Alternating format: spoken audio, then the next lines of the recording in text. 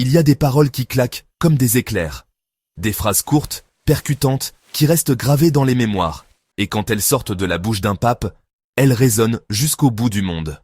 François, depuis son élection, n'a pas eu peur de parler. Pas pour choquer, mais pour réveiller les consciences. Parfois, il dérange. Il a prononcé des phrases inattendues, reprises et débattues partout. Il a ouvert des débats, provoqué des réactions passionnées. Certains y ont vu des scandales.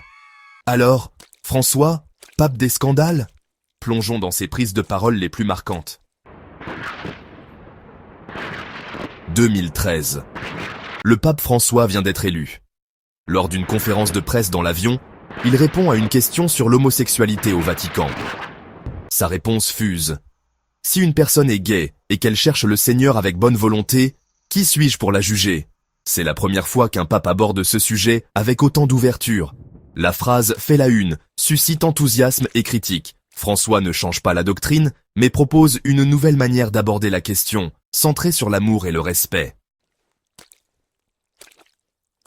Autre débat, le célibat des prêtres. En 2019, le synode sur l'Amazonie propose d'ordonner des hommes mariés pour pallier le manque de prêtres. François se montre ouvert, déclarant qu'il faut réfléchir à cette possibilité. Il ne tranche pas, mais invite à la réflexion et au discernement. Pour lui, l'important est de trouver des solutions pour que l'Église continue sa mission partout. Impossible d'ignorer les scandales d'abus sexuels qui ont secoué l'Église. François a réagi avec fermeté, tolérance zéro, mesures concrètes et demande de pardon aux victimes. Il a mis en place une commission pour la protection des mineurs et facilité la destitution des évêques négligents. Les réformes de François n'ont pas fait l'unanimité.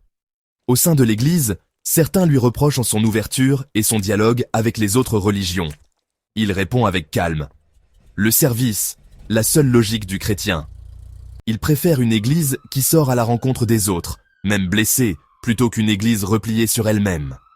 Pour lui, l'Église doit être un hôpital de campagne, accueillant à tous.